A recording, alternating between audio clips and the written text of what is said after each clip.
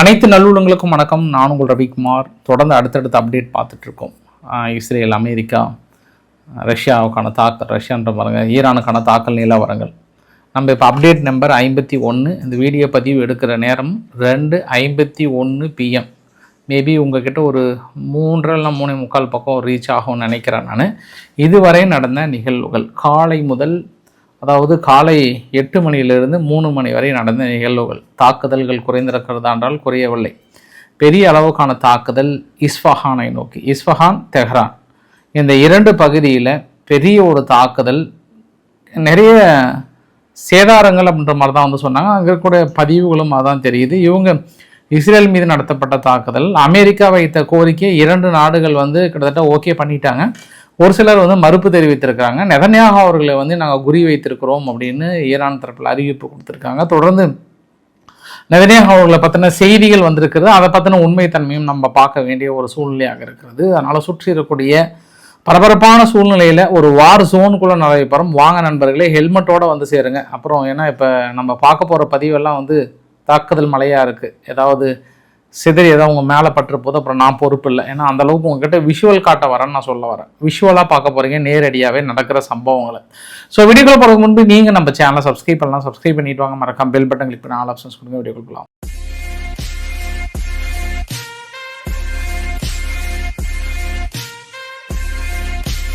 முதல் பதிவு தேங்காயை உடைக்கிற மாதிரி உடைச்சிட வேண்டியதுதான். இந்த பதிவில் நான் ஃபஸ்ட்டு இந்த இமேஜை பார்த்துக்கோங்க. இந்த இமேஜ் தான் நீங்கள் பெரும்பாலும் எக்ஸ்தலத்துலேயும் அங்கேயும் இங்கேயும் சுற்றி வளைச்சி வரும். என்ன, இந்தியாவுடைய ஜேர்னலிஸ்ட் ஒருத்தர் ஆதித்யா ராய் கவுல் அவர்களே சொல்லிட்டாங்களாம். நெதன்யாகு அவர்கள் அதுவும் அந்த கட்டிடத்தில் உறவினர் வீட்டுக்கு போயிட்டு, வாப்பா எப்படி இருக்கிற, ஒரு டீயை கொடுப்பா அப்படின்னு டீ குடித்த நேரத்தில் கரெக்டாக ஈரான் தாக்கல் நடத்திட்டாங்க. மனுஷன் அவர் தான் தூக்கிட்டு போகிறாங்க அப்படின்ற மாதிரியான பதிவுகளை சொல்லிட்டாங்க. இந்த பதிவுகளை வச்சு தான் வளைச்சி எல்லாருமே, அதாவது இந்த ப்ரோ ஈரானியன்ஸ், இந்த ஈரான் ஆதரவு பெற்ற நபர்கள் முழுவதும், அவர்களுக்கு துணை போன ஒரு சில ஊடகங்களும் வந்து ஒரு வாரமாக இல்லை 4-5 நாளாக இதே சொல்லிட்டு இருக்கிறாங்க. நெதன்யாகு அவர்களுக்கு 6 விரல் இருக்குது, 7 விரல் இருக்குது, மனுஷன் வந்து பேசினா வாய் ஆடுது, அப்புறம் காது ஆடுது, மூக்கு சந்தில் காற்று வருதுன்ற மாதிரிலாம் வந்து பயங்கரமாக வந்து போட்டுட்டு இருந்தாங்க. பாஸ் அவர், அதாவது இன்னைக்கு அவங்க இஸ்ரேலுடைய செய்தி குறிப்பிலே வந்து அவர் உயிரோட தான் இருக்கிறார் அப்படின்ற மாதிரிலாம் வந்து தெளிவாக சொல்லிட்டாங்க. எல்லா வதந்திகளுக்கும் ஒரு முற்றுப்புள்ளி வச்சுட்டாங்க. இன்னும் ஒரு படி போயிட்டு ஒரு சிலர்லாம், என்னப்பா உங்களுக்கு ஆதாரம்னா, இல்லை உனக்கெல்லாம் தெரியாதுப்பா, வடகொரியா ஊடகம் சொல்லிட்டாங்க. யாரு? வடகொரியா ஊடகம் வந்து சொல்லிட்டாங்களாம். வடகொரியா டெலிவிஷனில் கிளைம் பண்ணாங்களா? ஏப்பா வடகொரியா ஊடகம் இருக்கா?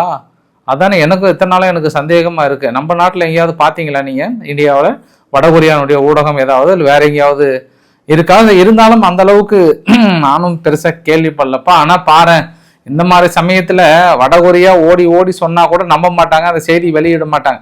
வடகொரியாவை பற்றின போலியான செய்திகளை தான் வெளியிடுவாங்க. ஆனால் இன்னைக்கு பாருங்க, வடகொரியா ஊடகம் சொன்னதாக நெதன்யாகு அவர்கள் வந்து இறந்து விட்டார்ன்ற மாதிரியான செய்தியெல்லாம் சொல்லிட்டு இருக்காங்க.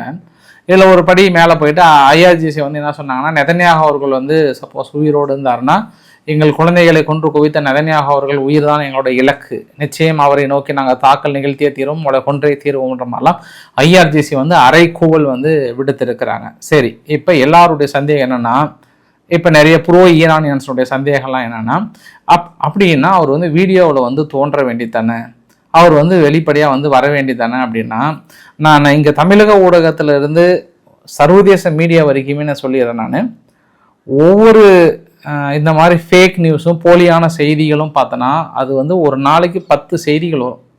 இப்போ நீங்கள் தமிழகத்திலே பார்த்தீங்கன்னா, இப்போ 2-3 நாளாக நான் உதாரணத்துக்கு சொல்கிறேன். நான் உடனே நீங்கள் ரொம்ப சீரியஸாக எடுத்துக்காதீங்க.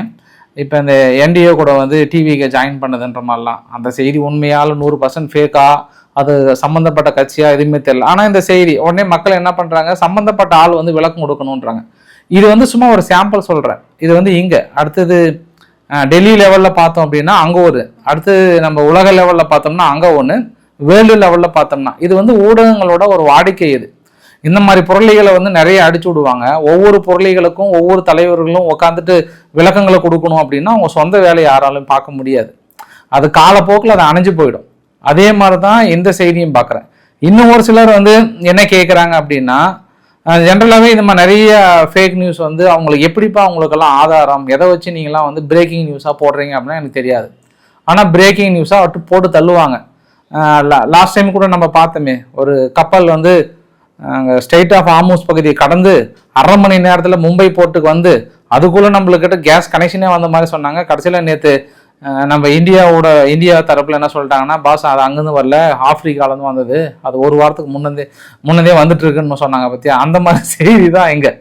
இப்போ எல்லாத்துக்கும் என்னன்னா, அவர் வந்து உயிரோடு இருந்தாருன்னா ஒரு ஏன் பேட்டி கொடுக்கல, எங்கேயும் கொடுக்கல அப்படின்னா அது அவங்க விருப்பம். ஒரு சிலர் இடத்துல வந்து கொடுக்காம கூட இருக்கலாம், லொக்கேஷன் தெரிஞ்சிருக்கலாம். ஏன்னா தொடர்ந்து ஈரான் வந்து தாக்கல் நிகழ்த்திட்டு இருக்காங்க. அந்த அடிப்படையில் கூட அவங்க வந்து கொடுக்காம இருக்கலாம். அந்த இடத்துல அப்போ ஒரு வீடியோ வரல, பேட்டி வரல அப்படின்னாவே வந்து இறந்து போயிட்டார் அப்படின்னா, இந்த இடத்துல இன்னொரு ஆப்போசிட்டுக்கு இன்னொரு கேள்வி கேட்குறேன் நான் ஈரான் கிட்ட. இன்ன வரைக்கும் முஸ்தபா அவர்கள் தலைவராகவும் பதவி ஏற்றுக்கிட்டாரு, ஏதாவது வீடியோ பதிவு வெளியிட்டிருக்கிறாரா, ஏதோ ஒரு ஃபோட்டோவாவது வெளியிட்டிருக்கிறாரா? ஒரு சின்ன கருவு வெளியில்லை. ஏன் அங்கே ஆனால் அந்த சந்தேகம் வரல? அவர் வந்து இருக்காரா இல்லையா அந்த சந்தேகம் இல்லை. அட்லீஸ்ட் தலைவராக ஏற்றுக்கொண்டது ஒன்றும் ஒரு ஃபோட்டோ கூட வரல அப்படின்னும் போது நம்ம அதை புரிந்து கொள்ள முடிகிறது. அந்த ஆதங்கத்தையும் மக்கள் வந்து எதை சார்ந்து இருக்கிறாங்க அப்படின்றத வந்து புரிந்து கொள்ள முடிகிறது. ஆனால் நெதன்யாகு அவர்கள் இதுவரை வந்த செய்தி எல்லாமே போலி, ஃபேக் அப்படின்ட்டு இஸ்ரேலினுடைய ஊடகங்கள் அவங்களுடைய இராணுவ தரப்புலையும் வந்து சொல்லிட்டாங்க. இன்னும் என்ன சொன்னாங்கன்னா, அந்த டிஃபென்ஸோட மீட் வழக்கமாக வந்து ஒரு இராணுவ செய்தி குறிப்பு வந்து எங்களோட அடுத்த கட்ட திட்டம் என்ன, இது வரைக்கும் நாங்கள் என்ன சக்ஸஸ் பண்ணியிருக்கோம்னு கேட்ஸ் அவர்கள் வந்து எக்ஸ்பிளைன் பண்ணுவார். அப்படி எக்ஸ்பிளைன் பண்ணும்போது அந்த இடத்துல பிரதமர் வந்து இருக்க மாட்டாங்க பெரும்பாலும், இது வரைக்கும் இருந்ததே இல்லை. ஆனால் நேற்று இருந்து ஊடகங்கள் என்ன சொல்கிறாங்கன்னா, இப்போ கேட்ஸ் அவர்கள் இஸ்ரேலுடைய டிஃபென்ஸ் மினிஸ்டர் வந்து பேசுகிறாரு. அப்படி பேசும்போது அவர் பக்கத்தில் இல்லைன்னும் போதே நம்மளுக்கு சந்தேகம் வருதுன்னா, நீங்கள் எல்லா நாட்டிலையும் எடுத்துக்கோங்க, ஒரு டிஃபென்ஸ் சார்பாக வந்து பேசும்போது அந்த இடத்துல அந்த நாட்டோட அதிபரையோ பிரதமரையோ நீங்கள் பார்க்குறீங்களா? பீட்டர் எக்ஸத் வந்து அவங்களுடைய டிஃபென்ஸ் சார்பாக பேசுகிறாரு, பக்கத்தில் அவங்க ராணுவ ஜெனரல் பேசுகிறாரு. எப்பயாவது ட்ரம்ப் அவர்கள் இந்த ஒரு வாரமாக வந்து அறிக்கை கொடுக்கும்போது பக்கத்தில் உட்காந்து அவரும் சேர்ந்து பேசுகிறாரா? அவரை விட்டுருங்க. இங்கே நம்ம இந்தியா சார்பாக கூட எடுத்துக்கோங்க, ராஜ்நாத் சிங் அவர்கள் என்னைக்காவது இந்த மாதிரி இந்த ஆப்ரேஷன் சிந்தூர் அப்போ வந்து பிரதமர் மோடியும் பக்கத்தில் வச்சுக்கிட்டு இதெல்லாம் பண்ணணுன்றமா சொன்னாங்களா? எந்த நாட்டிலுமே கிடையாத ஒரு வழக்கம். ஆனால் அது ஓடி வந்து அதையும் அந்த நியூஸாக வந்து அட்டாச் பண்ணுறாங்க. நான் ஏன் இவ்வளோ தெளிவாக, நான் இவ்வளோ டீட்டெயிலாக இவ்வளோ நேரம் இதை பற்றி நான் பேசுகிறேன் அப்படின்னா, தொடர்ந்து நம்மளுக்கு வருகின்ற கமெண்ட்ல இருந்து பார்க்குற செய்திகள் இருந்து 90% வந்து உறுதியாகவே இந்த போலி செய்தியை நம்புகிறாங்க. ஒரு சிலர் வந்து அவங்களுக்கு நான் தெளிவாக சொல்லணுன்றதுக்காக தான் நான் இவ்வளோ விளக்கங்களையும் இவ்வளோ நான் எக்ஸாம்பிளையும் சொல்ல வேண்டியது இருக்குது. நான் தமிழக அரசியலை பற்றி எடுக்கக்கூடாத சூழ்நிலையில் நான் உங்களுக்கு எக்ஸாம்பிளாக சொல்ல வேண்டியது ஒரு கூடுதல் தகவலாக சொல்ல முடியும் நம்ம. ஸோ அதனால் நண்பர்களே, போலி செய்திகளை விட்டு உண்மையான செய்திகளுக்கு வாங்க நண்பர்களே. அது விட்டுருங்க, அது செய்தி நம்மக்கிட்ட ரீச் ஆனால் வரும். ஆனால் இப்போது நிலைமைக்கு அது வந்து 100ல் 200% வந்து ஃபேக்காகவே இருக்காது. அதில் எந்த அதாவது தாக்கம், உறவினர் வீட்டுக்கு போனார், தாக்கல் நடத்தினார், அவர் வந்து டெட் பாடி எடுத்துகிட்டு போனாங்க, இந்த மாதிரி தகவல்லாம் அது எல்லாமே வரும். அதே மாதிரி தான் இஸ்ரேல் தரப்புலையும் வந்து அந்த பக்கம் வந்து பரப்புவாங்க. அது ஒவ்வொரு தரப்பையும் வந்து ஒவ்வொரு தலைவர்களும் வந்து நான் இருக்கேன்னு பேட்டி கொடுக்க ஆரம்பித்தாங்கன்னா அது லொக்கேஷனை தெரிஞ்சிக்க மாதிரி ஆயிரும், தாக்குதல் நிகழ்த்தின மாதிரி ஆயிரும். சப்போஸ் அவர் வந்து வேறு ஏதாவது உடம்பு சரியில்லாமல் இதிலே இருந்து மருத்துவமனையிலே இருந்தான்னா கூட அப்போ அந்த மருத்துவமனையெல்லாம் ஷேர் பண்ண சொல்லுவா கேட்காங்களான்னா அது அவங்களுக்கு அவசியமும் கிடையாது. இதை ப்ரூவ் பண்ண வேண்டிய அவசியம் யாருக்கும் எதுக்கும் கிடையாது. இல்லை, எந்த தலைவர்களுக்குமோ எந்த நாட்டு தலைவர்களுக்கும் அவசியம். அவங்களுக்கு என்ன போலி செய்திகளை எந்த செய்தி அது ப்ரூவ் பண்ணி அவங்க என்ன அடுத்து கட்ட அதிபராக வர போகிறாங்களா, இல்லை அடுத்து என்ன ஜெயிக்க போகிறாங்கன்ற இன்னொரு ஆதங்கம் இருக்குல்ல. சரி, ஓகே, இது ரொம்ப பேசணும்னு நீங்கள் காண்டாயிடுவீங்க, நீங்கள் டென்ஷன் ஆகிடுவீங்க. நான் இன்னொரு விஷயத்தையும் நான் சொல்லிடுறேன். நான் இப்போ நேற்று நம்ம இந்தியாவுக்கு வரக்கூடிய மிக ஒரு முக்கியமான கப்பல் ஒன்று உக்ரைன் வந்து தாக்கல் நடத்திட்டாங்க. எங்கள் கருங்கடல் பகுதியில் லோடு ஏற்றிட்டு இருக்கும்போது தாக்கல் நடத்திட்டாங்க. பெரிய டேமேஜ் ஆகிருக்கு. அதுவும் பாருங்கள், லோடெல்லாம் ஏற்றிட்டு கருங்கடலில் கிராஸ் பண்ணி வர்றதுக்கான பர்மிஷனுக்காக வெயிட் பண்ணிகிட்டு இருக்காங்க. இந்த வரைபடத்தில் பார்க்குறீங்கல்ல, இந்த வரைபடத்தில் எந்த இடத்துல லோடு ஏற்றினாங்க பாருங்கள், அந்த இடத்துல தான் லோடு ஏற்றிருக்காங்க. இந்த இடத்துல நேராக வந்து அடிச்சிட்டாங்க, ஃபுல்லாக நேராக அடித்து உங்களுக்கு அடுத்த வரைபடத்தையும் காட்டுறேன் நான். இது இந்தியாவுக்கு வர வேண்டிய கப்பல். கேட்டால் நாங்கள் ரஷ்யானுடைய ஷேடோ ஃப்ளீட்டை வந்து நாங்கள் அடிச்சிட்டோம், வெற்றி மாபெரும் வெற்றி அப்படின்னு ஜெலன்ஸ்கி தரப்பில் கொண்டாடிட்டு இருக்காங்க. அதனால தான் இன்றைக்கி வந்து ட்ரம்ப் அவர்கள் வந்து ஒரு வார்த்தை சொன்னார். ஜெலன்ஸ்கி வந்து ஒன் ஆஃப் த டஃப், அதாவது பேச்சுவார்த்தைக்கு உடன்பட்டு வர மாட்டேன்றாரு, நான் தான் அவருக்கு இருக்கக்கூடிய லாஸ்ட் ஆப்ஷனு. அவர் என்னையும் இழந்துட்டார் அப்படின்ற ஒரு வார்த்தையும் சொல்றார். ஜெலன்ஸ்கிக்கு இருக்கக்கூடிய கடைசி ஹோப் நான் மட்டும்தான். ஏன்னா மீதி எல்லாருமே இந்த உப்பு உலகில் எல்லாருமே அவர்கிட்ட பேசி டயர்ட் ஆயிட்டாங்க. கடைசியில் ஒரு மட்டும் தாங்கிறாரு, நானுமே இல்லை அவ்வளோதான் கிட்டத்தட்ட. ஏன்னா எந்த ஒரு கண்டிஷனுக்குமே ஒத்து வரலையா. புடின் அவர்கள் வந்து ஒத்து வராராம், ஆனால் இவர் சுத்தமாக ஒத்து வரல. இனி நாங்கள் பார்த்துக்க வேண்டியதுன்றாங்க. அதனால தான் அவங்க கொடுக்குற அந்த ஆன்டி ட்ரோன் சிஸ்டத்தை கூட அமெரிக்கா தரப்பில் வேண்டாம்னு சொல்லிட்டாங்க. எனக்கு வேண்டாம், நீங்கள் தனிப்பட்ட முறையில் சவுதிக்கிட்டே வேற யாருக்கிட்டே கொடுத்துக்கோங்க, எங்கள் நாட்டை எங்களுக்கு பாதுகாக்க தெரியும்னு சொல்லிட்டு அவங்களுடைய ஆன்டி ட்ரோன் சிஸ்டத்தை வந்து களமிறக்கியிருக்காங்க. அது இல்லாமல் அவங்க நாங்கள் லேசர் ட்ரோனை இறக்க போகிறோன்ற மாதிரிலாம் வந்து சொல்லிட்டு இருக்காங்க. ஸோ இது எல்லாமே அந்த கான்ட்ராவர்சி வந்து அதிகமாக போகிறதுனால இனி ஜெலன்ஸ்கிக்கு கொஞ்சம் கொஞ்சமாக அமெரிக்கா தரப்புலேருந்து செக் வைக்கிறதுக்கான வாய்ப்புகள் இருக்குது. செக் வச்சாலும் வைக்கலனாலுமே இனி ஆயுதங்கள் பழையபடி கொடுக்க முடியாதுல்ல, அதுலேயே அவங்க கிட்டத்தட்ட லாக் ஆகிடுவாங்கன்றது ஒரு கூடுதல் தகவல். அடுத்து நம்ம டெல்லவியூன்னு கிட்ட வந்துடலாம். டெல்லவியூ தாக்குதல் அப்படின்னும் போது இன்னும் பாதிப்புகள் பாருங்கள், பெரிய அளவுக்கான பாதிப்புகள். நேற்று இரவு நடந்தது தாக்குதலில் ஒரு 4 இடத்துல தாக்கு நிகழ்த்தப்பட்டிருக்கிறது. இந்த பாதிப்பு மட்டும் இல்லாமல் இப்போ காலையில் ஒரு 11 மணிக்கு கூட அந்த இடத்துல பெரிய அளவுக்கு ரெட் சைரன் ஒழிக்கப்பட்டது. அப்புறம் சுட்டு வீழ்த்திட்டேன்னு சொன்னாங்க. அப்புறம் சென்ட்ரல் இஸ்ரேலில் பார்த்தோம்னா ஒரு லவுட் எக்ஸ்ப்ளோசிவ் சவுண்டு கேட்டதாக வந்து ஒரு சில ஊடகங்கள் வந்து சொல்லியிருந்தாங்க. நேற்றைய பாதிப்புகள் நான் உங்ககிட்ட காட்டணும்னு நினச்சேன் வரைபடத்தின் மூலிமா. இந்த வரைபடத்தில் பாருங்கள் 1, 2, 3. 1 ஹெய்ஃபா, பக்கத்தில் பாருங்கள் உங்களுக்கு புகைப்படங்களோட ஆதாரங்களும் இருக்குது. அந்த வீடியோ பதிவு உங்ககிட்ட நான் நேற்று ஷேர் பண்ணியிருப்பேன். அப்படியே நல்லா கொசுவர்த்தி சூழல் எடுத்து இப்படி கொஞ்சம் சுற்றினீங்கன்னா உங்கள் காதுக்குள்ளே வந்துடும். அடுத்து 2 பாருங்கள், அந்த ராக்கெட் வந்து சுட்டு வீழ்த்தின பதிவு. 3 பாருங்கள், அடுத்தது வந்து டெல்லவியூவில் ஒரு கட்டிடம் மாதிரி பற்றி எரிஞ்சிட்ருக்காங்கய்யா. அடுத்து 4 பாருங்கள், நெஸ்ஜியான்ற பகுதியில் இந்த வீடியோ பதிவு கூட உங்ககிட்ட காட்டியிருந்தேன் நான். 5 பாருங்கள், லாடுன்ற பகுதியில் ஒரு மிசைல்ஸ் விழுந்து வெடித்திருக்கிறது. 6 ஜெருசலம். ஸோ இது எல்லாமே கொத்து குண்டுகளோட தாக்குதல், பெரிய பாதிப்புகள். அது இல்லாமல் கீழே இலாடுன்ற பகுதியிலும் வந்து ஒரு தாக்குதல், இந்த சைடில் பார்த்தீங்க அப்படின்னா 6ன்ற பகுதியில். ஸோ இந்த அளவுக்கு, அதாவது ஈரான் நடத்திய தாக்குதலில் இஸ்ரேலுக்குள்ள பாதிப்புக்கு உள்ளாக்கப்பட்ட பகுதின்னு சொல்ல முடியும். தொடர்ந்து டெல்லவியூவை நோக்கி ஒரு 3 மணி நேரத்துக்கு ஒரு ஏவுகணைகளை அனுப்பி கொண்டே இருக்கிறார்கள். காரணம் என்னவென்றால் வான்தடுப்பு ஏவுகணைகள் அவர்களிடம் கொஞ்சம் குறைந்து விட்டதின் காரணமாக ஈரான் தனக்கு சாதகமாக தாக்குதல்களை பெரிய அளவுக்கு நிகழ்த்துறாங்க. தாக்குதல் பெரிய அளவுக்குன்னா வேவாலாம் அனுப்பல, சும்மா 1 அவ்வளோதான், 1 இல்லை 2 அவ்வளோதான் அனுப்புகிறாங்க, அதிகபட்சம்லாம் இல்லை. ஏன்னா ஆனால் பெரும்பாலான ஆயுத குடோன்களை வந்து அமெரிக்கா தரப்புல இஸ்ரேல் தரப்புல அழித்து விட்டதா சொல்லப்பட்டா கூட மீதி இந்த 10% வச்சுக்கிட்டு சுற்றி அடிச்சிட்டு இருக்காங்க. இன்னைக்கு வந்து யூஏஇயில் வந்து பெரிய அளவுக்கான ஒரு அட்டாக் பண்ணியிருந்தாங்க. அந்த யூஏஇ அட்டாக்லாம் பார்க்க போகிறதுக்கு முன்பு நான் மற்ற ஒரு விஷயம் பார்த்தீங்கன்னா லெபனான். இப்போ லெபனான் பார்க்கும்போது மேலே ஒரு பெய்ரூட் பக்கத்தில் 1, 2 இருக்கா, அதுக்கான பதிவுகள் உங்ககிட்ட நான் நேற்று கூட வீடியோ பதிவாக காட்டியிருந்தேன் நான். படைகள் முன்னேற இடத்துல தாக்கல் நிகழ்த்துறாங்க. தொடர்ந்து கடுமையான இலக்குகள் அடிச்சுட்டே இருக்கிறாங்க, தாக்கல் நிகழ்த்திட்டே இருக்கிறாங்க. முந்தானியத்து நடந்ததை விட நேற்று கொஞ்சம் கம்மியாக நடத்தியிருக்காங்க, முந்தானியத்தை கொஞ்சம் அதிகமான தாக்கத்தில் நிகழ்த்தியிருக்காங்கன்றது கூடுதல் தகவல். இதில் அதிகமாக பாதிக்கப்பட்டது யூஏஇ.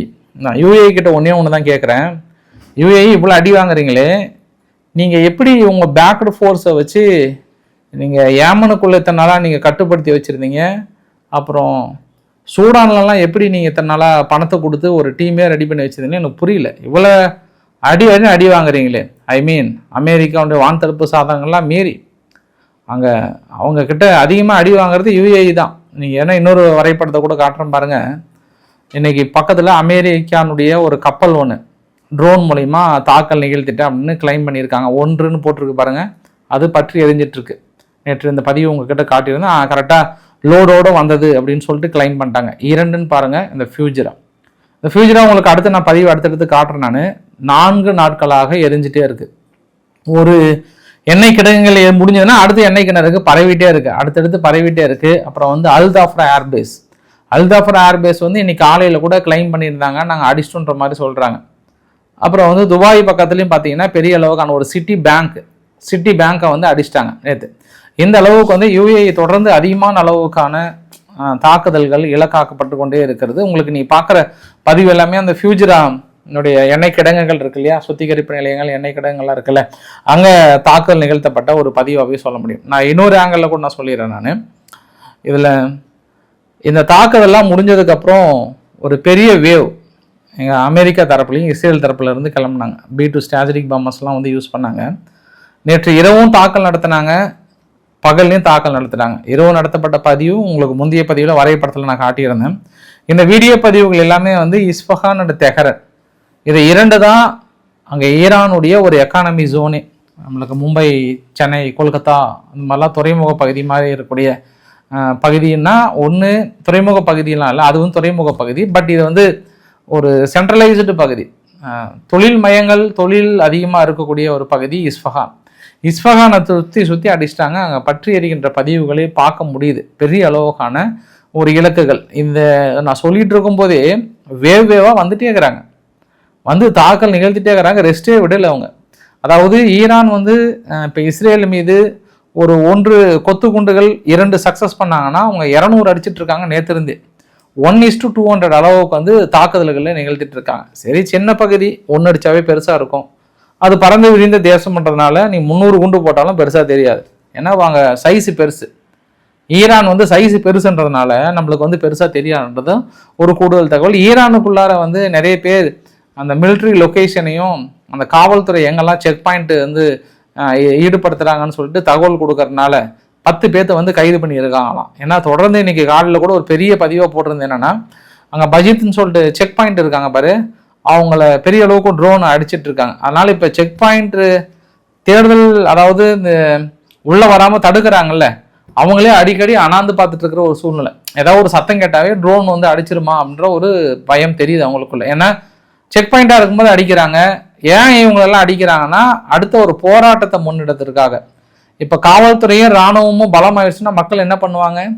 போராட்டத்தை முன்னெடுப்பாங்க. இஸ்ரேலுடைய நோக்கம் என்னன்னா, இன்னைக்கு காலை தெளிவாக சொன்னாங்க, மக்கள் போராட்டம் எழுந்து ஆட்சி மாற்றம் ஏற்படும் வரை எங்கள் தாக்குதல் தொடரும். அது வரைக்கும் என்கிட்ட கேப்பே கிடையாதுன்ட்டாங்க. அவங்க என்ன சொல்றாங்க? இஸ்ரேலில் இருக்கக்கூடிய மக்கள் இஸ்ரேலை விட்டு வெளியேற்றுவதே அவங்களோட நோக்கம். அடி அடி என்று அடிப்போம்ன்றாங்க. இவங்க தரப்பிலே வந்து முடி என்று முடிப்போம் பண்றாங்க. அடிக்கிறாங்களா முடிக்கிறாங்களா, அதுதான் இனி வருகின்ற இந்த 2 வாரத்தில் இருக்கக்கூடிய மிகப்பெரிய ஒரு சம்பவமே. அல் தஃப்ரா ஏர்பேஸ் வந்து பாதிக்கப்பட்டிருப்பதாவே வந்து இவங்க தரப்புல கிளைம் பண்றாங்க, ஈரான் தரப்புல வந்து. இப்போ அமெரிக்கா வந்து ஒரு சில நட்பு நாடுகள்லாம் வந்து வாங்கப்பா கொஞ்சம் போர் விமானங்கள் வந்து உங்க எந்தெந்த கப்பல் தேவையோ வந்து கூட்டிட்டு போங்க அப்படின்னு சொன்னாங்கல்ல. அதில் வந்து தென்கொரியா வந்து ரொம்ப டீப்பாக ரிவ்யூ பண்ணி கிட்டத்தட்ட ஒப்புதல் கொடுத்துட்டாங்களாம். தென்கொரியா போர் விமானத்தை அனுப்புவது என்று முடிவு பண்ணியிருக்காங்க. தென்கொரியா வந்து தான் ஆகணும், வேற வழி தெரியல அவங்களுக்கு. ஏன்னா தென்கொரியா வந்து நாளைக்கு முன்ன பண்ண வடகொரியா வந்து அடிச்சிட்டாங்கன்னா அவங்கள காப்பாற்ற வர ஒரே நாடு அமெரிக்கா மட்டும்தான், வேற யாரும் கிடையாது அவங்களுக்கு. ஏன்னா அமெரிக்கா கண்டிப்பாக அவங்களை காப்பாற்றி வந்தே தீரும், அதுக்கான நோக்கம் வேறு. அதனால அவங்க வந்து இப்போ அமெரிக்கா கிட்ட கொடுத்து தான் ஆகணும், அவங்க கொடுக்காமலாம் இருக்க முடியாது. அதே பிரான்ஸோட நிலைமையோ இல்லை யூகேயோட நிலைமையோ அப்படி கிடையாது. ஏன்னா அவங்க நேட்டோ நாடுகள்ன்ற போர்வையில் அப்படியே ஜம்முன்னு இருக்கிறாங்க. நேட்டோ நாடுகள் அப்படின்னும் போது கூட இதே ட்ரம்ப் அவர்கள் ஐரோப்பா ஒரு கூட்டத்தில் பேசும்போது எங்களால தான் நேட்டோ இருக்கு, நாங்கள் இல்லைன்னா நேட்டோவே கிடையாது, எல்லாம் டம்மி பீஸுங்க, நாங்கள் மட்டும் தான் மெயின் பீஸுன்ற மாதிரிலாம் பேசினாரு. ஒரு கட்டத்தில் அவங்க எல்லாமே சேர்ந்து அப்பா அப்பானே கூப்பிட ஆரம்பிச்சாங்க. நவீன அப்பாவே இருந்தார், நேட்டோ நாடுகள் தந்தையே அப்படின்ற மாதிரிலாம் சொல்லிட்டு நாட்டாமையோட தந்தை என்ற பதவிக்கு பெரிய அளவுக்கு அப்பா அப்பான்னு வேற கூப்பிட்டு இருந்தாங்க. இப்போ இன்னைக்கு ஓடி வந்து நேட்டோ நாடுகளை இவரு கெஞ்சிறாரு. உலகம் பாருங்க எவ்வளோ சின்னது பாருங்க, உலகம் எவ்வளோ பெருசுன்னு நினைச்சிட்டு இருந்தா எவ்வளோ சின்னதாக இருக்கு பாருங்க. இவர் ஓடி வந்து அவங்கள இப்போ நேட்டோ நாடுகளே வாங்க கொஞ்சம் சப்போர்ட் பண்ணுங்கன்ற கெஞ்சிட்டு இருக்கிறான்றது ஒரு கூடுதல் தகவல். அப்போ தென்கொரியா ப்ளஸ் வந்து ஜப்பானுமே வந்து நான் சப்போர்ட் பண்ணுறேன் அப்படின்னு சொல்லிட்டு டக்காச்சி அவர்கள் டக்குன்னு முடிவு எடுத்துட்டாங்க. ஓகே அனுப்பிடலாம் அப்படின்னு சொல்லிட்டு ஜப்பானுடைய பிரதமர் கிட்டத்தட்ட ஒப்புதல் கொடுத்த மாதிரி எனக்கு தெரியுது. இந்த 2 நாடுகளும் காலத்தின் கட்டாயம் அவங்க வந்து கொடுத்துதான் ஆகணும், வேற வழி இல்லை. இருந்தாலும் இந்த பிரான்ஸ் போன்ற நாடுகள்லாம் வந்து கத்தாருக்கு வந்து எந்த தைரியத்தில் நீங்கள் சைன் பண்ணீங்க? எனக்கு இந்த கேள்விக்கு பதில் சொல்லி ஆகணும். பிரான்ஸ் கத்தாரில் யாராவது எதிரி நாடுகள் தாக்கல் நடத்தின எண்ணத்தோடு உள்ளே நுழைந்து தாக்கல் நிகழ்த்தினால் அந்த நாடுகள் மீது தாக்கல் நடத்துவதற்கான முழு அதிகாரமும் பிரான்ஸுக்கு உள்ளது. அந்த மாதிரிலாம் ஒப்பந்தம் போட்டுட்டு இன்னைக்கு கடைசியில் இவ்வளோ அடின்னு அடிச்சாங்க. ஆளுங்க டயர்டாகி இப்போ ஐயா என்னை காப்பாற்றுங்க ஐயா அப்படியே இப்படி சேரில் சாஞ்சிட்டு இருக்கிறாங்க. இப்போ கத்தாரு அரபு நாடுகள் எல்லாமே சாஞ்சிட்டு இருக்கிறாங்க, பாலவத்தால குறையா இருக்கிறாங்க. இந்த அக்ரிமெண்ட் போட்டவங்களெல்லாம் சுற்றி பார்க்குற ஒரத்தரையும் காணும். அப்போ நம்ம இந்த அக்ரிமெண்ட் ஓடி போடுறவங்களெல்லாம் இப்போ இதெல்லாம் எவ்வளோ ஃபேக்கு, எவ்வளோ போலியாக மக்களை நம்ப வைக்கிறாங்க ஒவ்வொரு தலைவர்களும் நம்மளுக்கு புரியுதில்ல. இது இப்போ இல்லை, போரிஸ் ஜான்சன் அவர்கள் யார், யூகேனுடைய முன்னாள் பிரதமர் அவர்கள் வந்து டென்மார்க் வந்து ரஷ்யா அடிச்சிருவாங்கன்னு சொல்லிட்டு அவசர அவசரமாக வெடிஞ்சு வெடியாமனா ஓடி போயிட்டு நான் வந்து டென்மார்க்கை காப்பாற்றுறேன் அப்படின்னு போயிட்டு ஒரு கையெழுத்து போட்டு வந்தார். ஏன்னா அந்த உலகத்தில் ஒன்றுனா கண்டிப்பாக யூகே தான் வருவாங்கன்ட்டாங்க. அப்புறம் நார்வேவுக்கு போய் சைன் பண்ணார். அப்பயே அவ்வளோ ஓடி போய் காப்பாற்றுற நீங்கள் இன்னைக்கு என்ன உங்களால் வந்து எதாவது காப்பாற்ற முடிஞ்சதா? ஏமாந்த நாடுகளும் ஓடி போய் சைன் பண்ணுவீங்க. நீங்கள் வாங்கினேன் கொஞ்சம் ஈரான் கிட்ட மோதி பாருங்களேன், கொஞ்சம் நல்லா தான் இருக்கு ஆட்டம். அவங்கவுங்க உங்களோட திறமையை நிரூபிக்கிறதுக்கு ஐரோப்பா நாடுகளே நீங்கள் ரஷ்யாவை ஓடி ஓடி மிரட்டுறதுக்கு இங்கே கொஞ்சம் சோதனை பண்ணி பார்த்தீங்கன்னா தெரியும். ஏன்னா பிரான்ஸினுடைய அதிகாரப்பூர்வ அறிவிப்பு வந்து சொல்லிட்டாங்க, நாங்கள் ஒன்லி பொஜக் மோடு மட்டும்தான், ஒன்லி டிஃபென்ஸ் மோடு தான், நாங்கள் வந்து அஃபென்ஸ் மோடு கிடையவே கிடையாதுன்னு இறுதியாக அனௌன்ஸ் பண்ணிட்டாங்க. இப்போ அவங்க அதாவது அதிபரே மேக்ரன் அவர்களே நீங்கள் போர்க்கப்பல் போனான்னா கூட அவங்க டிஃபென்ஸ் தரப்பில் வேண்டாம் நகிகேன்ட்டாங்க. தலைவரே நம்ம வந்து வடிவேல் ஸ்டைலில் இருந்துடலாம், பொஜக் போர்டில் இருக்கலாம், இப்போதைக்கு நம்ம வேண்டவே வேண்டாம். அவங்களே பங்காளிங்களே வந்து தலையில் ரத்தமே வந்தாலும் ஏதோ ஒரு படத்தில் வராங்க, என்ன கோட்டசாமி இன்னும் தலையில் ரத்தம் வர மாதிரி ஒன்றும் இல்லை சும்மா பேசிகிட்டு இருக்கிறோன்றாங்கல்ல, அந்த மாதிரி தான் இப்போ இது அரபு நாடு நிலைமை. என்னப்பா தலையில் ரத்தம்லாம் வருது அப்படின்னா இது சும்மா தக்காளி சட்னி, நானும் அவங்களும் பேசிகிட்டு இருக்கிறேன், நீங்கள் வேற ஏங்க சும்மா எல்லாம் சும்மா நாங்கள் பேசிக்கிறோம் போங்கன்ற நிலைமையில தான் இருக்கிறாங்க இப்போ அரபு நாடுகள் பொறுத்த வரைக்கும். அவங்களும் சரிப்பாவும் ஏமாந்த ஆளுங்களுக்கு கிடைச்சிட்டாங்களேன்ட்டு இதில் ஏமாந்த ஆளுங்க இதெல்லாம் தாண்டி இந்த இடத்துல என்னன்னா அமெரிக்காவுக்கு பப்பி சேம் இல்லை, அப்படியே அரபு நாடுகளே கட்டி காக்கிற மாதிரி அங்கே போயிட்டு வான்தடுப்பு சாதனங்கள்லாம் பெரிய அளவுக்கு வைத்து நீங்கள் எங்களுக்கு பேஸ் கொடுத்தீங்கன்னா அவங்க உங்களை அடித்தாங்கன்னா நான் உங்களை காப்பாற்ற போகிறேன், அவங்கள திருப்பி அடிக்க போடலாம் சொல்லிட்டு திருப்பி அடிச்சிட்ருக்கீங்க, இல்லைன்னா இல்லை. ஆனால் காப்பாற்ற முடியாமல் போயிடுச்சு, உங்கள் பேஸே அடி வாங்கிட்டு இருக்கு. இது அந்த இடத்துல அமெரிக்கா போர் விமானங்கள்லாம் இல்லை, இருந்திருந்தால் பெரிய அளவுக்கான பாதிப்புகளும் இருக்கும். ஸோ அந்த இடத்துல கொஞ்சம் ஜஸ்ட் எஸ்கேப்னு தான் சொல்ல முடியும். அந்த இடத்துல சுவிட்சர்லாந்து சொல்லிட்டாங்க, நாங்கள் நியூட்ரல் பொசிஷனில் இருக்கோம், அதுக்கான வாய்ப்புகளே இல்லை, அமெரிக்கா கோரிக்கை கேட்டாலும் கொடுக்கலன்ற மாதிரி வந்து சொல்லிட்டாங்க. இவங்க ஈராக்கில் இருக்கக்கூடிய அமெரிக்கர்கள் முழுமையாக வெளியேற சொல்லிட்டாங்க, போதும் வந்துட்டாங்க. 2003 அப்புறம் பெரிய அளவுக்கு இருந்தாங்க அமெரிக்கர்கள், முதல் முறையாக பெரிய அளவுக்கு வந்து வெளியேறாங்க. நேட்டோடைய வீரர்களும் கிட்டத்தட்ட வெளியேறிட்டாங்க. 23 வருஷத்துக்கு அப்புறம் ஈராக்கில் இருக்கக்கூடிய வீரர்களை வந்து வெளியேற்றுவது இதுவே முதல் முறை. ஏன்னா ஈரான் அடிக்கிறத விட அங்கே சுற்றி இருக்கக்கூடிய ப்ராக்சி குரூப்ஸ் எல்லாம் பெரிய அளவுக்கு ஒன்றா சேர்ந்துக்கிட்டாங்க. அதனால் இப்போதைய சூழ்நிலை கொஞ்சம் தள்ளி நிற்கலாம்னு சொல்லிட்டு எல்லாத்தையுமே அவசரமாக நேற்று வெளியேற சொன்னதாக தகவல் வந்து கிடைத்திருக்கிறது. இந்த வீடியோவோட நிறைவு பகுதியில் உக்ரைன் ஒன்றே ஒன்று தான் கேட்குறாங்களாம், ஜெலன்ஸ்கி. இதுதான் நம்ம ஆர்கே சேனலில் நான் சொல்லக்கூடிய முக்கிய பதிவு. நாங்கள் உங்களுக்கு ஆயுதங்கள் கொடுக்குறோம், ஒன்றும் பிரச்சனை இல்லை. யாருக்கு? இந்த அரபு நாடுகளுக்கெல்லாம் நாங்கள் ஆயுதம் கொடுக்குறோம், ஒன்றும் பிரச்சனை இல்லை, மிடில் ஈஸ்ட்டுக்கெல்லாம். ஆனால் எனக்கு பதிலுக்கு நீங்கள் பணமும் டெக்னாலஜியும் ஷேர் பண்ணணும். டெக்னாலஜின்னா மீதி வான்தடுப்பு சாதனங்களோ மீதியெல்லாம் இருக்குல்ல அமெரிக்காவதோ மற்றதோ, அது எனக்கு ஷேர் பண்ணுங்க அப்படின்னு கேட்குறாரு. இந்த இடத்துல தான் அமெரிக்காவும் வந்துச்சு, 2 கழுத்து மேலே விட்டு போனால் போதுன்னு உங்களை காப்பாற்றினது நாங்கள் தான், இப்போ நீ வந்து இது கொடுக்கறதுக்கு 1008 கண்டிஷன்.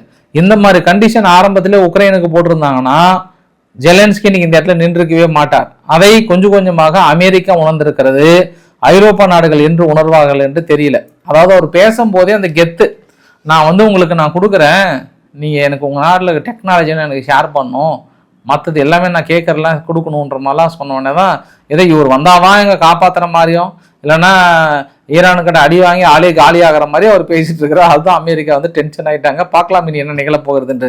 ஸோ இன்றைக்கு ஓரளவுக்கான தகவல். பக்ரைனில் இப்போ நான் பேசிட்டு இருக்கும்போது தாக்கல் நடந்தது, அதனால் கொஞ்சம் அடிச்சிட்டு இருக்காங்கன்றது ஒரு கூடுதல் தகவல். ஸோ இன்றைக்கு ஓரளவுக்கான தகவலை கவர் பண்ண நினைக்கிறேன். பிடிச்சிருந்தா லைக் பண்ணுங்கள், ஃப்ரெண்ட்ஸ்க்கு ஷேர் பண்ணுங்கள், சப்ஸ்கிரைப் பண்ணுங்கள் ரவிக்குமார் சோமு சேனலில். ஒன்று தான், நம்ம இந்தியாவில் வாட்டர் பாட்டில் இருக்குல்ல அந்த மூடி பிளாஸ்டிக், ஏன்னா பெட்ரோல் டீசலோட கடைசி அது ஒவ்வொரு இதாக வரல, நம்ம க்ரூட் ஆயிலாக வாங்கும்போது டீசல் வரும், பெட்ரோல் வரும், அப்புறம் ஈத்தர் வரும், ஒன்று வரும்போது அதில் பிளாஸ்டிக்கும் ஒன்று.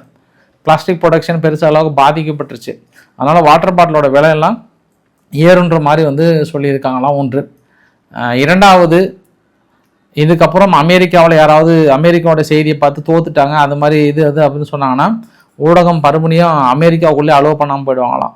எல்லாமே அண்ணனை புகழ்ந்து பேசுங்கன்றிருக்காங்க. அதாவது ட்ரம்ப் அவர்களை புகழ்ந்து தான் பேசணுமா, சும்மா போலி செய்திகளை வந்து வெளியிடக்கூடாது அப்படின்ற மாதிரி வந்து சொல்லியிருக்காங்க.